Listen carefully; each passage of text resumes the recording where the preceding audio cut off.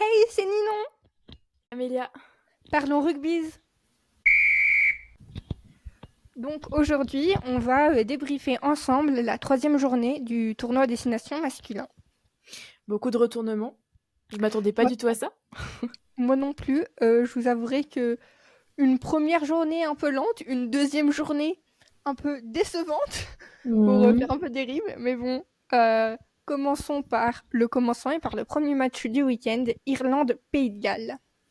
Alors du coup, moi, premièrement, je tenais à dire que les premières images de ce match-là m'ont brisé un petit peu le cœur parce qu'on a le joueur Furlong qui se retenait de pleurer pendant l'hymne Mhm. national d'Irlande parce que c'était la première fois qu'il jouait à la maison après la mort de son père. Et vraiment, je pense que ça a touché pas mal de gens. Enfin, j'ai revu Ouais. des captures d'écran. Bon, je me sens pas très à l'aise vis-à-vis de ça, mais en tout cas, c'était un moment très émotionnel, je tiens à dire. Mm. En effet. Et on n'a pas eu le droit cette fois-ci au bel hymne chanté par le petit garçon de la dernière fois, parce que c'était assez incroyable. Le coffre qu'il avait, on n'en a pas parlé, mais je tiens à assurer qu'on l'a remarqué en Oui, regardant le match. oui, et surtout, moi, j'ai vu qu'il avait été acclamé par Johnny Sexton aussi. C'était Oui. vraiment aussi très, très touchant. Il a été invité sur des talk shows d'Irlande, sur donc des émissions télévisées d'Irlande pour parler à chaque fois. Et il disait non, moi j'avais pas d'anxiété, j'étais pas stressé, etc. Je suis là, mec, bravo, Mm. genre tant de confiance en lui à cet âge-là. Franchement, je le trouve incroyable. Et bon, bref, revenons à cette semaine. Oui, disons que malheureusement, cette émotion de tout début de match, c'est pas trop transcrit pendant la première mi-temps. En fait, les Irlandais n'avaient pas vraiment de quoi faire leur jeu habituel, c'est-à-dire il y a eu très peu de mêlées, très peu de line-out pendant la première mi-temps, mais par contre beaucoup de pénalités. Donc Oui, voilà, pas de jeu d'avant dans lequel ils sont super forts, et en plus de ça, une indiscipline, quoi. oui, beaucoup d'indiscipline des deux côtés, en première Mm. mi-temps en tout cas. Et en seconde mi-temps, les Gallois se sont un peu calmés, mais pas l'Irlande. Donc Mm. il y a au moins un carton jaune du côté irlandais. Oui, pour Second, Berne. ouais, on n'a pas... Enfin, je vais pas dire qu'on n'a pas forcément l'habitude de voir ça de la part des Irlandais, mais c'est vrai que dans ce tournoi à destination, ils sont vraiment très bons. Il y avait un peu le problème du jeu au pied de Crowley au début qui passait Mhm. pas beaucoup les transformations, etc. Ce problème, en tout cas, a l'air réglé lors de ce match car il a 100% de réussite. Mais c'est vrai que l'indiscipline, depuis le début du tournoi, on la voit. Alors j'ai essayé de me renseigner un peu pourquoi les si grosses équipes comme ça ont l'air fatiguées, etc. Bah, en fait, une des raisons principales, c'est la Coupe du Monde Mhm. qui où ils ont beaucoup, beaucoup, beaucoup donné en termes de morale sur cette Coupe du Monde. Notamment, il y a Thomas Ramos qui dit que durant en fait les 4 ans du premier mandat de Fabien Galtier, ils étaient obsédés par cette Coupe du Monde et du coup maintenant que c'est fini, il y a quoi? Il y a un peu un vide en fait et du coup dans ce vide, il y a des problèmes d'indiscipline de un peu des gens qui sont perdus. Mais après, c'est pas non plus. Je ne pense pas que ce soit un problème qui ne peut pas être résolu par Andy Farrell et son équipe. Oui, mais pour moi, c'est plus mental que technique. Mais là, oui, ça manque un petit peu. Il y a, si je me trompe pas, corrige-moi, mais un essai de pénalité Oui, pour les allez, Gallois. c'est le Donc seul essai, c'est le seul voilà, le essai seul essai gallois, qu'ils c'est ont un réussi, essai c'était de sur pénalité. Donc on voit bien que voilà, c'est donc deux comme ça cartons que jaunes. c'est comme ça Je que l'Irlande perd des points, quoi. Mais malheureusement, du côté gallois, c'était pas non plus transcendant dans le sens où le Pays de Galles craque en fait en deuxième mi-temps, Oui, ce qu'ils ont tendance à faire en fait. Leurs premières mi-temps sont toujours assez bonnes, mais leur deuxième mi-temps, à chaque fois, c'est plus difficile. Alors, est-ce que la première mi-temps de ce match en particulier était bon? Je sais pas. En tout cas, il tenait un petit peu la route, quoi. En deuxième mi-temps, il y a eu l'effondrement. je suis pas forcément d'accord avec cette analyse parce que quand on regarde au début du tournoi Écosse-Pays de Galles, Pays de Galles il fait une remontada en seconde mi-temps et Pays de Galles-Angleterre il y a 2 semaines, pareil, ils ont fait une très bonne seconde mi-temps si je me rappelle bien. Après, ils ont fait comme ils ont pu. Mmh. Ils ont réussi à forcer aussi les Irlandais à se mettre à la faute de manière répétitive, de telle manière à ce qu'ils gagnent un essai de pénalité, ce qui est quand même assez rare, on va dire. Mais ils ont été étouffés en effet par cette équipe irlandaise, mais je m'en attendais pas à autre chose pour être honnête avec toi. Ils ont au moins réussi à marquer des points, euh, contrairement aux Italiens, parce que je pense que la meilleure comparaison à faire en ce moment, c'est prendre deux équipes où on a l'impression qu'ils sont à peu près au même niveau. Et ces deux équipes-là, pour moi en ce moment, ça va être le Pays de Galles et l'Italie. C'est deux équipes qui sont au même niveau parce que toutes les deux entament entre guillemets un renouveau au niveau des joueurs, avec des joueurs qui sont plus jeunes, qui viennent et qui représentent ces pays. Et l'Italie n'a pas réussi à mettre les Irlandais à la faute. L'Italie s'est fait marcher dessus par les Irlandais très clairement il y a 2 semaines, alors que là, le Pays de Galles a peu réussi à se tenir plus droit et un peu bien défendre, quoi, dans une certaine manière. Tu regardes leur position en défense, elles sont bonnes et voilà. Malgré tout, les seuls points qu'ils ont marqués, ça reste quand même sur pénalité des Irlandais. Voilà. Donc, Je certes, trouve, il y a des points qui sont là. Et ils les je ont trouve pas réussi à ça les mettre à gênant, la moi. faute. Il y a donc, c'est à leur crédit. Mais il n'y a pas ces concrétisations finales qu'on a pu voir avec la remontada de la semaine, enfin du début du Oui, mais tournoi, c'est quoi. pas les mêmes équipes. Mm, mm, mm. La défense irlandaise, c'est pas la même que la défense écossaise. Je dirais que l'Écosse, moi, ils m'impressionnent plus par leur attaque. Je Ils ont suis une d'accord. fulgurance incroyable que par leur défense. Alors que l'Irlande, et en plus, je l'ai pas noté, mais je vais le noter maintenant, l'Italie, ils ont eu entre guillemets l'équipe B irlandaise, qui avait plein de Mm. joueurs phares irlandais super importants qui n'étaient pas là. Là, c'était pas le cas. Là, ils ont eu une équipe irlandaise top de leur forme, avec tout ce qui va avec, quoi, avec la plupart des joueurs qui ont eu 2 semaines de repos au lieu d'une semaine. Enfin, Mm, des mm, joueurs mm. phares, etc. On a bien pu voir ça, un Bundiaki qui a été extraordinaire. C'est sûr. Et ben, tout de même, moi, je tiens à saluer la prestation du Pays de Galles. Euh, J'ai noté une très à bonne dire. performance de Froli, voilà. Un arrière que je n'avais pas forcément remarqué. Il a marqué le dernier essai, il me semble, irlandais. Euh, Très bon jeu. C'était pas un essai porté collectif le dernier, si je me Alors, rappelle bien. l'avant-dernier, le troisième, alors, c'est Ouais. possible. Euh, Ouais, je tenais à dire ces derniers essais que j'avais trouvé très très sympa. Donc, bref, du coup, le troisième essai, je l'ai trouvé très présent durant ce match et ça faisait plaisir à voir. Donc voilà. Et pour rappeler le score final, on est à 31 pour l'Irlande et 7 pour le Pays de Galles. Donc ensuite, on peut passer au match Écosse-Angleterre. Du coup, je voulais commencer par dire une data, c'est que la dernière victoire anglaise au tournoi destination face à l'Écosse date de 2019. Et donc, c'était important pour les Anglais de marquer le coup en fait avec cette victoire, de dire on peut la gagner de la Calcutta Cup et on peut le faire chez nous à Twickenham et briser un peu cette malédiction qu'on a en ce moment à se prendre des raclés à Twickenham. Mm. Du côté des Écossais, l'enjeu c'était plutôt que ils allaient jouer donc à Twickenham, qui était pas chez eux, et que si jamais ils gagnaient, ce serait la première fois depuis 38 ans qu'ils gagnaient dans ce stade-là. Donc chose absolument extraordinaire et incroyable et super agréable à voir, c'est qu'ils ont Mmh. gagné effectivement. Moi j'ai adoré, franchement ce match, je l'ai trouvé super. En tout cas du point de Ouais, vue de personnes qui étaient pour l'Écosse, c'était très agréable à regarder. c'est vrai. J'ai trouvé néanmoins que durant la première mi-temps, il y avait beaucoup, mais beaucoup de fautes de main. Je crois Mmh. que dans les 10 premières minutes, il y a eu 3 mêlées.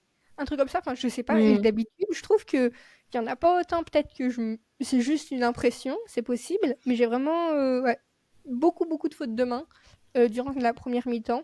Deuxième mi-temps, incroyable de la part de l'Écosse. Voilà, rien à dire là-dessus. Ils ont mis un peu de temps, j'ai trouvé, à entrer dans le match parce que les Anglais ont fait une très bonne entame de match. Oui. Comme je disais, l'Écosse, une attaque incroyable avec Finn Russell qui organise très bien le jeu. Je l'ai Juste à un trouvé très moment, mature. Un peu prophète sur le terrain, je trouve qu'il saisissait bien les opportunités, il arrivait à voir avant. je suis d'accord. C'était pas mal. Il y a juste un coup de pied bizarre qu'il a fait. À un moment, Mm. il y avait pénalité, il devait renvoyer le jeu. Bref, il a pas fait une chandelle, il a fait un coup de pied et il a pas trouvé la touche. Et j'étais là, hein? Mm. Et tout le monde était là, mais pourquoi tu as fait ça? Mais c'est pas grave parce que 2 minutes après, l'Angleterre étant l'Angleterre, et ben se sont repris une pénalité. Et là, Finn Mm. Russell a fait une très belle chandelle. Un autre joueur écossais que moi je voulais noter aussi, c'est Van der Merwe qui a été absolument incroyable. Il a fait un Royal, il était triplé de 3 essais royal. dans la confrontation. Dès qu'il avait l'opportunité, en fait, hop là. Euh, Ouais. Franchement, c'était magnifique à voir. Ouais, Euh, il était partout. Il était de partout. Et moi, vraiment, enfin, il m'a impressionné. J'étais là. Je savais que c'était un très bon joueur. Tu vois. C'était mm. pas, ça n'a pas été pour moi la révélation du week-end en mode waouh, mais ce joueur que je ne connaissais pas. Non, pour moi, en Écosse de Termer, c'est genre un pilier. Mais c'est vrai que là, son triplé. Ah non, ça c'est sûr. Ah ça c'est sûr. Ah Hein. là là là là. Pour les gens qui nous écoutent actuellement, je viens de prendre un éventail parce que j'ai chaud. Ouais, moi aussi. Je Et- pense aussi que l'Écosse, c'est actuellement la seule équipe de ce tournoi, vu l'état de la France. Hein, et Mm. je pense que même si la France n'avait pas encore affronté l'Irlande, je dirais la même chose. C'est la seule qui peut rivaliser avec l'Irlande. Voilà. Moi, je le dis, top Ouais. 1, ce tournoi destination, il va finir soit Écosse qui gagne en gagnant, en étant magistral face à l'Irlande, soit Irlande qui fait un grand chelem comme l'année dernière. Ouais, un doublé. Ouais. Ouais, bah de toute façon là, c'est les deux options qui s'offrent. Hein. Mm, mm.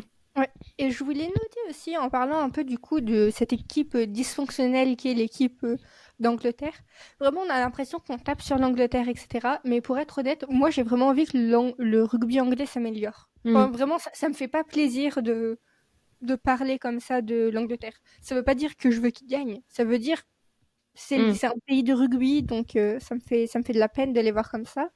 Et je me demande s'il n'y a pas un problème d'organisation et de stratégie. C'est Parce bien que possible. C'est l'année bien dernière, possible. je dis pas que c'est la faute de Steve Borthwick ou quoi que ce soit, je dis juste que l'année dernière, le jeu au pied était constant. C'était la base du nouveau rugby anglais. Et là, il n'y a plus du tout de jeu au pied. C'est que du pick and go. Ils n'utilisent plus leurs pieds. Je pense que les extrêmes, c'est jamais la bonne solution. Je pense qu'ils devraient réussir à. Je pense qu'en réussissant à trouver un équilibre entre leur jeu au pied et leur jeu à la main, et Mm. ben ils arriveront mieux. Et parce que là, du coup, leur occupation de terrain, elle n'est pas forcément très bonne parce que justement, tu vois que ils sont super loin derrière et au lieu de se dire bon bah on va faire un échange au pied en essayant de trouver la touche et de gagner du terrain, sachant qu'ils ont des très bons joueurs qui ont un très bon jeu au pied, Ford, Marcus Smith quand il ira mieux, etc. Mais voilà.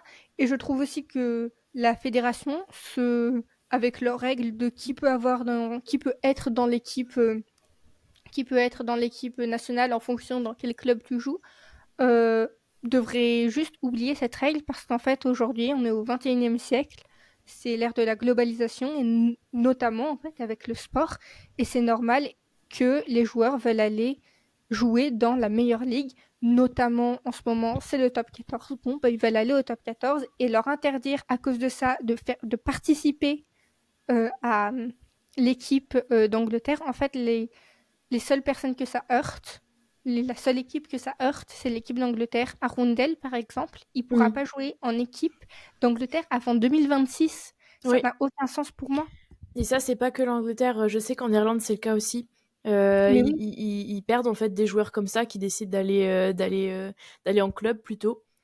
Et vice versa, il y a des joueurs qui n'arrivent pas à s'entraîner avec des autres techniques et d'autres personnes, ce qui est aussi super pour un joueur et pour développer ses compétences qui ne peuvent pas le faire en fait, qui sont un peu bah oui, bah, surtout dans des pays aussi petits que l'Irlande.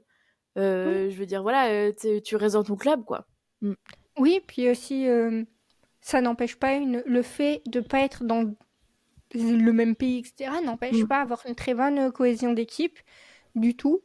Et même encourager en fait ces joueurs à être dans des situations, donc en club où le niveau est très haut, ça les entraîne pour le niveau international. Et c'est ce qu'il dit même à Rondel quand tu l'écoutes. Il dit bah, moi, en fait, je suis là où je suis aujourd'hui, c'est pour moi. Mais c'est aussi pour l'Angleterre, parce que quand je vais revenir en Angleterre, eh ben, j'ai juste à être meilleure, parce que j'affronte des équipes qui sont meilleures, on demande beaucoup, beaucoup de moi. Alors Non, c'est qu'en sûr. Angleterre, mon niveau, ne serait pas le même. Et je trouve ça très vrai et très juste. Et je comprends pas. Et je pense qu'ils ont besoin de se moderniser, en fait. Voilà, à noter également un Ford un petit peu fatigué, un peu moins précis que d'habitude aussi. Oui, en Euh, drop quand même. oui, bon, après c'est sa petite spécialité. C'est Ford. Finalement, c'est plus tellement exceptionnel, hein. Oui, Non, non, oui, enfin, oui. Oui. faut noter, c'est un joueur absolument incroyable. Enfin, moi, pour moi, c'est un peu une des correctes destinations. Je sais pas toi, Ninon. Oui. En Euh, fait, je pense, moi, qu'il remet un peu en question, c'est Marcus Smith.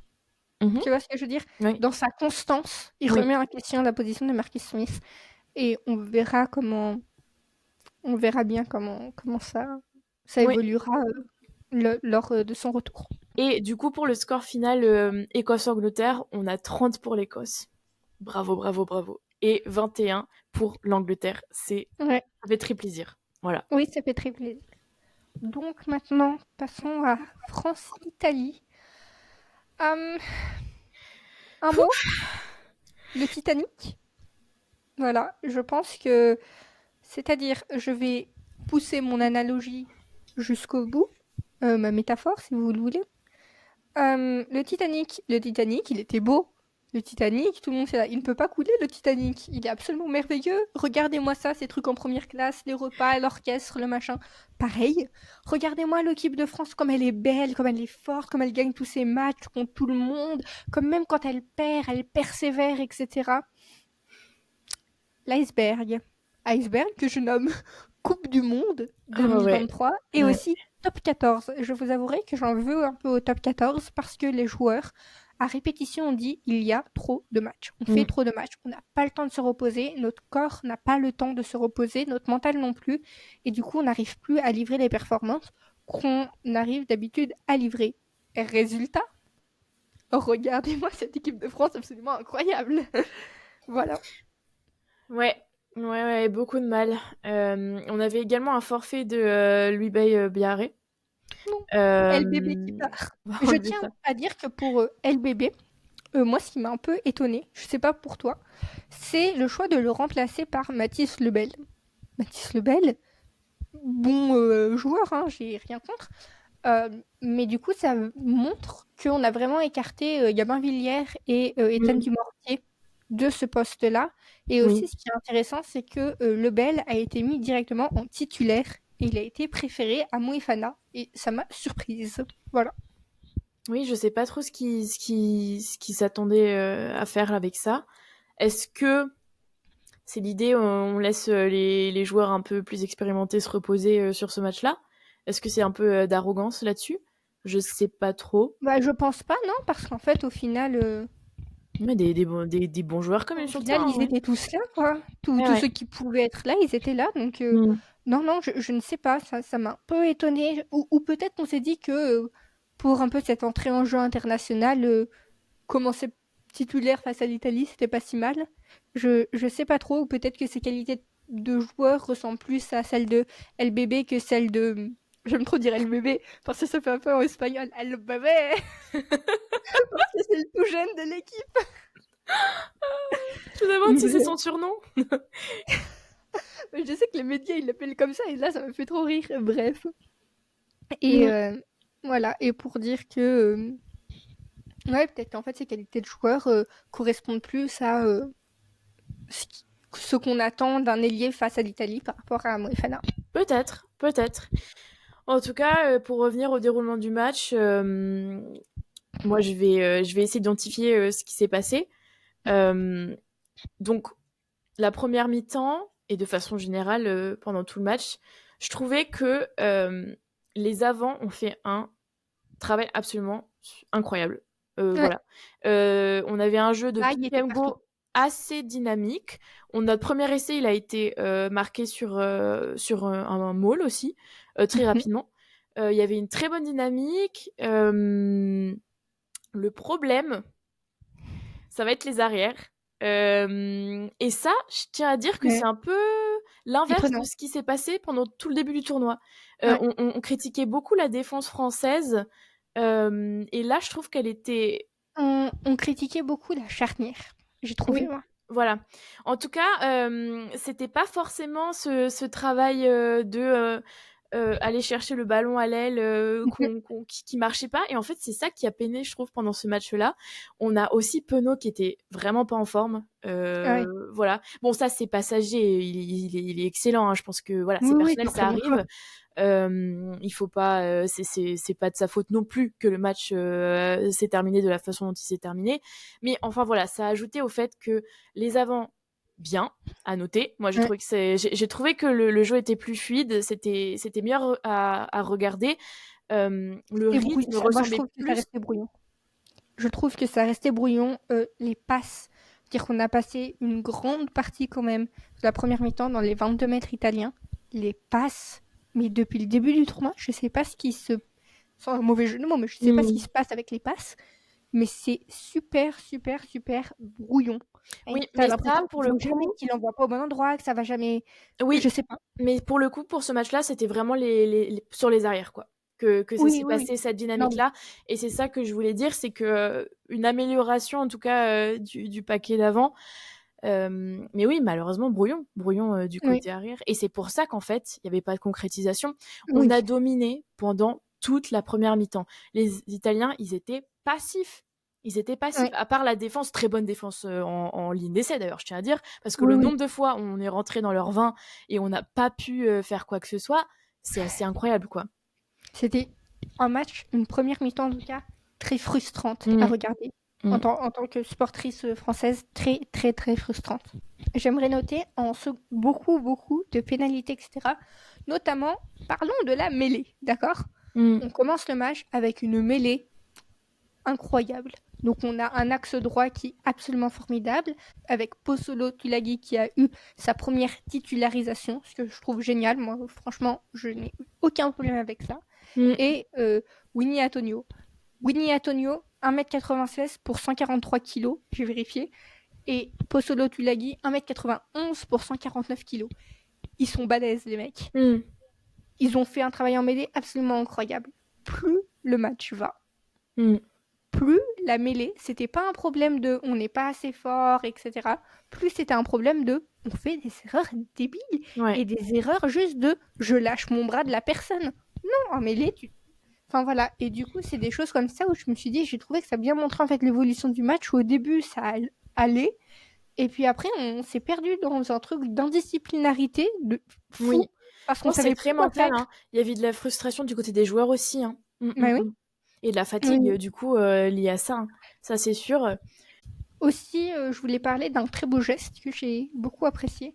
Euh, Grigori Aldrit. Le fait que Grigori Aldrit, même blessé, ait choisi d'être porteur d'eau et de porter le petit truc pour mettre le ballon pour les transformations et les pénalités, c'était vraiment trop mignon. Et aussi, d'après la journaliste de France 2 qui était sur le bord du terrain, on l'entendait crier Oh! Allez, voilà, Oh! donc trop, trop, trop, trop mignon. Voilà, je trouve que c'est cool quand t'es blessé de Mm. faire ça et d'être là, surtout quand bah, t'es capitaine, quoi, et vraiment t'es un leader de l'équipe, mais tu peux pas être là, mais du coup t'es quand même sur le banc et tu donnes de la... Oui. En parlant de blessés, adressons la chose. Mhm. Euh, Jalibert, qui s'est blessé sur le terrain, au genou, Ouais. qui sort après quelques minutes d'incertitude, mais qui sort quand même aidé de deux physios. J'ai vu des images de lui en béquille avec une attelle. Donc je sais pas ce que ça va impliquer, mais en tout cas, Ce que Galtier a dit à la mi-temps, c'était que c'était un truc dans le latéral du genou, un truc comme ça. Il avait l'air de dire que c'est pas les croisés et que c'est, il va certainement pas jouer, je pense, les prochains matchs. Je pense, hein, c'est mon avis, étant personne qui n'est ni joueuse, ni entraîneuse, et qui n'a aucun background dans le médical. Mais Mm. c'est juste à la tête du mec que je me suis dit, les prochains matchs. Mais apparemment, c'est pas les croisés, donc ça, c'est plutôt une bonne nouvelle, si c'est pas une blessure trop longue. Et en parlant d'un autre truc médical, Danti, Mm. qui fait tête contre tête, je dis c'est médical parce qu'il aurait pu blesser et faire Mm, très mal mm, à mm, l'autre mm, joueur. mm. Baissez-vous, c'est la même chose que William C. Voilà, Baissez-vous. un carton rouge mérité. Amplement mérité. Voilà. Ouais, indiscipline. Juste avant la mi-temps. Ouais, moi je sais pas trop quoi dire. Après, j'ai deux remarques à faire. Organisation. Le fait que Jalibert se fasse mal, ça a foiré l'organisation, on Ouais, a bien vu. ouais. Même si, euh, même si Ramos a l'habitude de jouer en 10, enfin a eu l'habitude durant un moment avec Toulouse de jouer en position de 10, et que Lebel a joué aussi de temps en temps à l'arrière, donc il a pris la place de Ramos, et on a un ailier, on avait Moefana sur le banc, donc ça aurait dû marcher, mais je t'explique qu'à un moment, les commentateurs sur France 2 étaient là, bon bah du coup, Ramos organise le jeu. Mm. Excusez-moi, Ramos organise le jeu. Il est où le demi-mêlée? Le demi-mêlée, je ne sais pas où il était. Le Garec, je crois que c'était au moment où le Garec était déjà entré, n'était nulle part. Donc en fait, à un moment, tu te retrouves avec un mec qui d'habitude joue à l'arrière, joue 15, qui passe en 10 parce que le 10 s'est fait mal, qui se retrouve à devoir faire le job d'une charnière tout seul. Oui. Non, Bah non. mais oui. C'est sûr, et je pense que ça montre bien que là, pour ces 6 nations, c'est pas pour nous excuser ou quoi que ce soit, hein, mais je pense que l'équipe de France a eu vraiment, vraiment, vraiment beaucoup de soucis avec ce nombre de joueurs qui se Oui, blessent ou ne sont pas disponibles, et ça continue en fait. oui, et ça continue. Ça Et le continue. problème, pour moi, c'est que ça continue et que Galtier ne change rien. Mm. Je m'explique. Je trouve que Galtier est très... Je l'adore, hein, vraiment, mais je trouve qu'il est un peu hypocrite, en fait, dans ses interviews, etc. Quand il a dit, oui, le match contre l'Écosse, c'est un des meilleurs matchs de l'équipe de France. Mais de quoi Mm. tu parles? C'est pas un des meilleurs matchs du tout. On a tous vu le match et n'essaye pas de nous gaslighter en nous disant... Alors, je répète, je l'aime beaucoup, hein, Fabien Galtier. Mais là, pareil, bon, bah en fait, non, mais ils ont fait comme ils ont pu, les joueurs, etc. Oui, mais en fait, ok, les joueurs, ils ont fait comme ils ont pu, mais au bout d'un moment, quand t'as tes joueurs que t'as d'habitude qui partent, les gens qui les remplacent, c'est des humains. Et Mm. c'est des humains qui fonctionnent pas de la même manière que les autres humains qui se sont blessés. Et Oui. du coup, en fait, ils veulent garder le même truc qu'il y a 4 ans, mais en fait, en 4 ans, les joueurs, ils se blessent, en 4 ans, les joueurs, ils vieillissent. Et en fait, en 4 ans, les jeunes joueurs de U20 qui sont excellents, où tout le monde sait qu'ils sont excellents, où ça fait 2 années de suite où ils sont champions du monde U20, et ben on les prend pas, tu vois. Il y a Gaëton, il y a un autre, je sais plus son prénom, mais bref, son prénom et son nom, mais il y en a un autre dont on parle beaucoup, pareil, Ethan quelque chose, qui ne revient pas, et je suis là en fait, c'est le moment, surtout avec Danti et ce carton rouge, de changer quelque chose et Mm. de mettre des jeunes. Et de mettre des jeunes pour qu'ils puissent essayer, pour qu'ils puissent expérimenter. De toute façon, le tournoi là pour nous, je suis désolée, il est fini. On fera pas la cuillère de bois, mais on fera pas beaucoup mieux. Donc à partir de ce moment-là, mets Gaëton au centre. On sait qu'il peut jouer au centre. Vois comment Gaëton, il va fonctionner avec Ficou. Ou mieux encore, enlève Ficou. Mm, Vois mm. comment Gaëton Ouh, est là tu capable de... t'attaques à un de mes joueurs préférés, hein. Mais j'adore Mais je suis Ficou. d'accord avec toi, Je dis vraiment pas sur l'enlève l'idée. toujours. Je Sur, dis sur là l'idée, qu'il je y a suis plus d'accord. de... Ouais.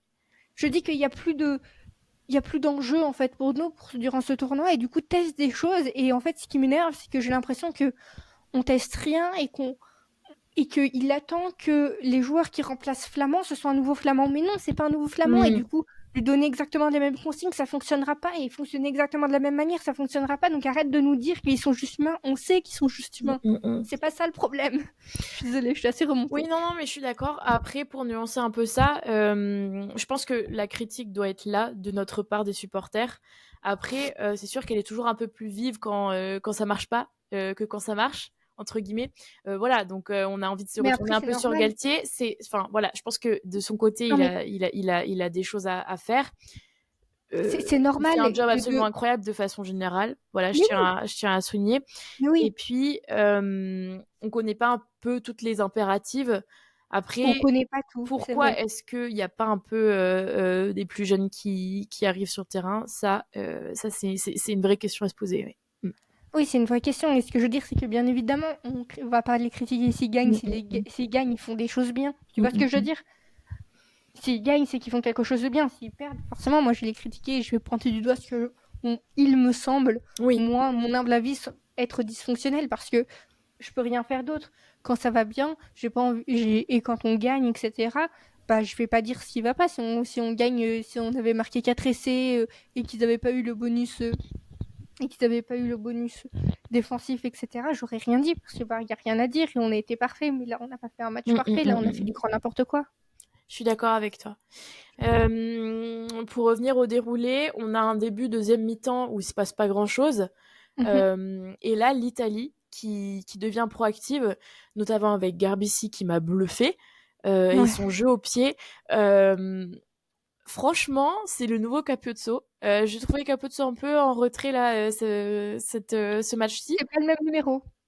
C'est Pas pas le le même même rôle. numéro, mais dans le sens où je trouvais qu'il était hyper actif dans le match. On Mhm. avait un peu tendance avant à se dire que bah, l'équipe d'Italie c'était un peu Capuzzo qui faisait ses grandes flèches et puis l'équipe qui essayait de suivre derrière. C'est plus le cas parce qu'en fait on ne laisse plus Capuzzo faire quoi que ce soit sur le terrain. Voilà, enfin on a bien Oui. identifié que une fois qu'il a le ballon c'est un peu mort. Mais là, c'est un peu Garbici qui se distingue un peu de la même façon. Ouais. Je sais pas Oui, je suis si d'accord. tu vois ce que je veux dire. Ouais, ouais, non, non, je suis très d'accord. Juste quand on parle de Carbizzi, là, on est en train de parler de Paolo, pas Mm. de Alexandro. Oui, Voilà. voilà. Donc S'il y a avec son des jeu au jeunes. pied à noter. Ouais. Aussi, Euh, moi, j'ai trouvé que l'Italie est un peu en phase de décision. Ils ont changé, genre en 3 matchs, ils ont eu 3 demi de mêlée différents. mm. Voilà, donc ça, c'est aussi intéressant de voir que. Bah, moi, je pensais que Varney avait une grippe vraiment sur ce poste-là, et pas vraiment. Et c'est intéressant à avoir. Et moi, je trouve que c'est pas si mal, en fait, au final, d'avoir cette rotation, de voir quel pairing va bien ensemble, quoi. Oui, bah, je pense que c'est une équipe qui est en train de faire ses dernières expérimentations. Ça a l'air de marcher, franchement. Ils ont failli nous battre et sincèrement, bah, je vais en parler tout de suite d'ailleurs. Pour moi, ils auraient dû nous battre. Moi Pourquoi? aussi. Pourquoi? Parce que ce dernier penalty donc a été vraiment charcuté. Alors du coup, Garbussi allait botter sa pénalité. On a l'horloge qui s'est déclenchée. Donc vous savez, les botteurs maintenant, ils doivent réussir à faire leur pénalité dans un certain temps écoulé. Et au bout d'un moment, il y a son ballon qui tombe du Kikinti. Kikinti, c'est Le support sur l'aide, lequel on pose le ballon. le support un peu en plastique qu'on met sous le ballon pour le positionner, pour ensuite pouvoir botter. Et normalement, il n'y a pas de souci. Dans le temps imparti, le botteur peut réarranger son ballon sur le Kikinti, mais ça ne compte pas comme une approche, puisque de toute façon, il ne peut pas tirer. Bah oui. Sauf qu'en fait, puisqu'il a bougé, les joueurs en face ont commencé à contrer. Donc voilà, il n'y a pas de souci, c'est une Oui. confusion, c'est totalement normal et c'est en soi légal.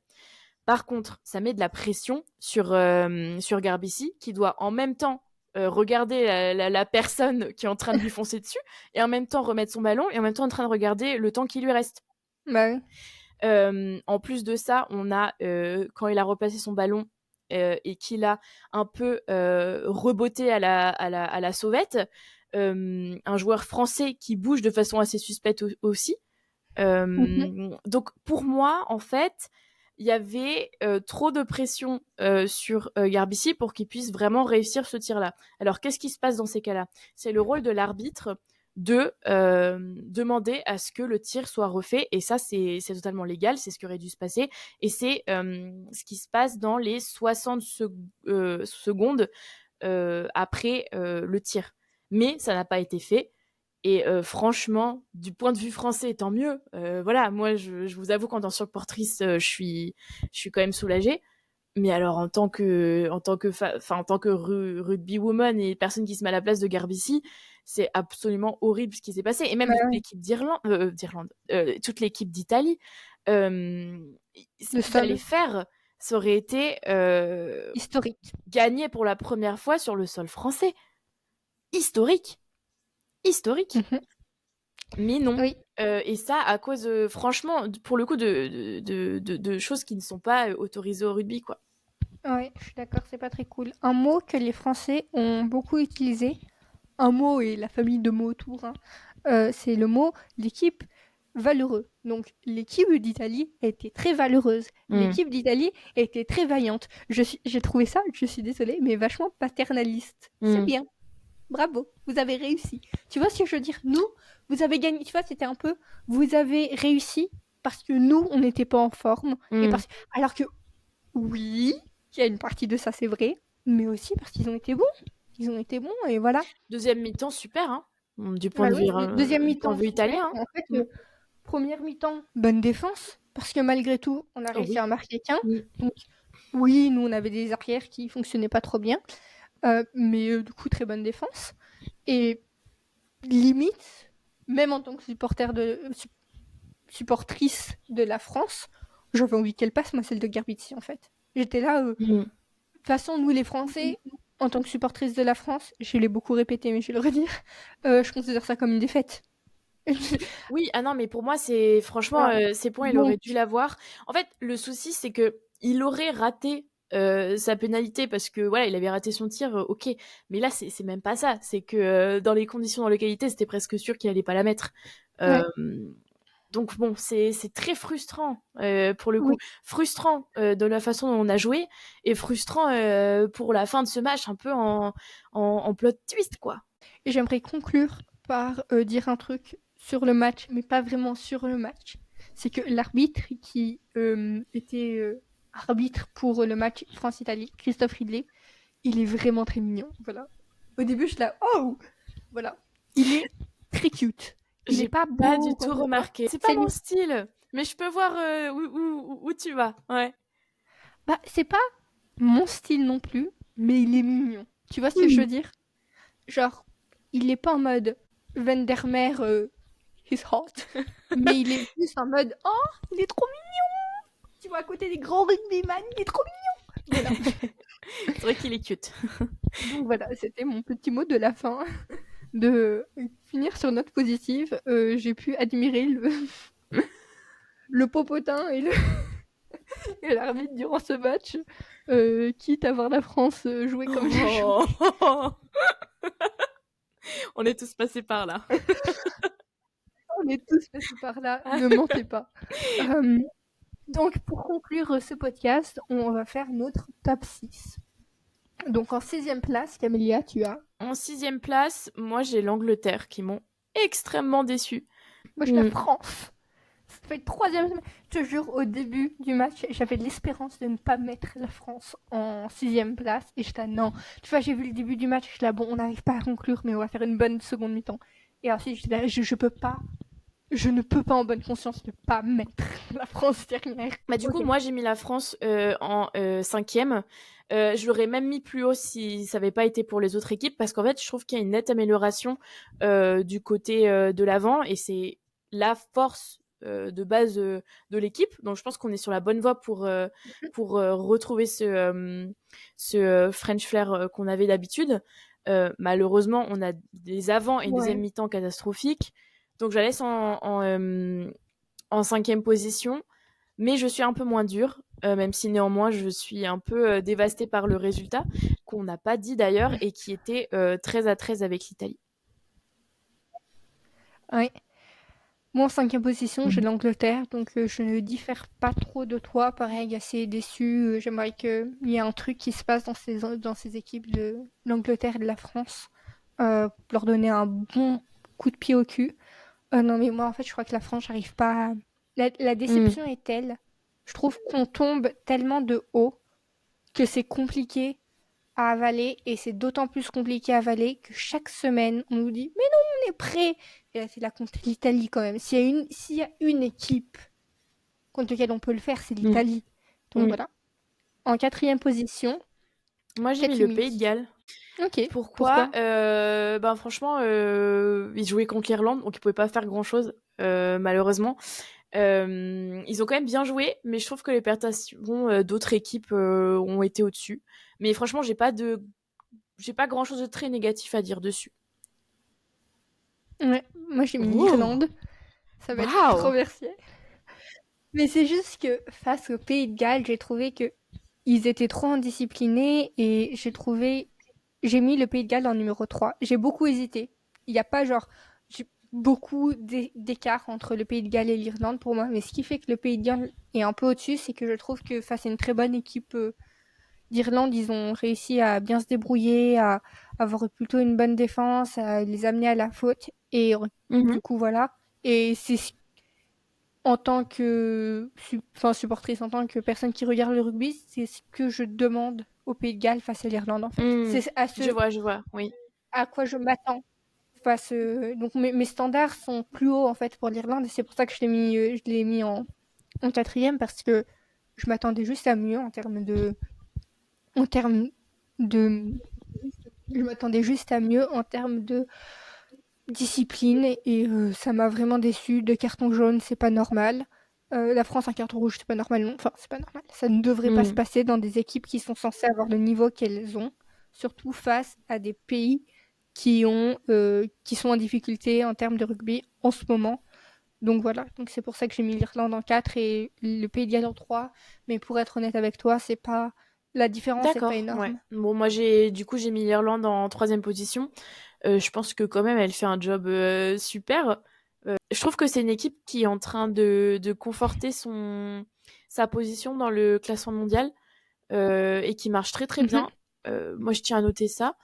Certes, beaucoup d'indiscipline, mais quand même un beau jeu.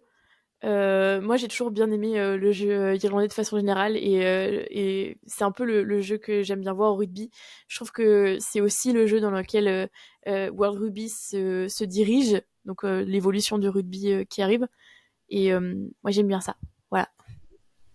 Oui, tes arguments sont très valables. Deuxième position, du coup, moi j'ai mis l'Italie. Si tu regardes que la première mi-temps, je les aurais mis en genre quatrième, peut-être même cinquième, mais plutôt quatrième parce que l'Angleterre était pas ouf. Mais vu leur deuxième mi-temps et vu comment ils se sont débrouillés, ils méritaient très clairement la victoire. Et voilà, j'ai pas d'autre chose J'ai à mis dire. l'Italie ensuite en deuxième, pour les mêmes raisons que toi. Et du coup, en premier, on a mis toutes les deux l'Écosse. Et ça, je pense que c'est très clairement mérité. Ils ont fait une journée et un match splendide. Des petites choses à tweaker pour aller mieux, mais je pense que ça annonce une très très bonne dernière journée. Parce que j'ai regardé le programme de la dernière journée. On se commence avec un petit Italie-Pays de Galles Ouh à là là. 15h15. Et après, on se chauffe à 17h45 avec un petit Irlande-Écosse. Et on finit à 21h bien sur un petit crunch France-Angleterre. Ah, mais ce match-là, ça va être le match de réconfort pour nous. Oh là là. Si c'est pas une dernière journée incroyable, il nous reste encore une autre journée qui va être très bien aussi. La 4e journée, j'en ai hâte, etc. Mais la 5e journée, elle est marquée en rouge sur mon calendrier. Et en plus, pour cette 5e journée, Camélia et moi aurons l'honneur d'être ensemble. Donc, ça va être le feu. Exactement. Et d'ailleurs, je tiens à dire que là, si les Irlandais gagnent, ils gagneront donc un doublé le week-end en tout cas férié de la Saint-Patrick. Donc pour eux, c'est absolument incroyable. Donc on sera en live de Dublin à ce moment-là. Bon, Camélia, pour conclure, est-ce que tu peux nous faire le standing, le top 6 actuel du tournoi destination? Je peux. En première position, on a l'Irlande, voilà, sans surprise. En deuxième position, on a l'Écosse. C'est pour ça que, comme on vient de dire, la dernière journée va être assez pivotale. On a en troisième position l'Angleterre. Bon, moi ça me... Voilà. En quatrième position, la France. En cinquième position, le Pays de Galles. Et en sixième position, l'Italie. Donc voilà, c'est tout pour ce débrief de la 3e journée. On vous retrouvera un peu plus tard dans cette semaine pour notre second épisode de Et pour le rugby. Mais en attendant, c'était Ninon. Et c'était Camélia. Et on vous fait la bise.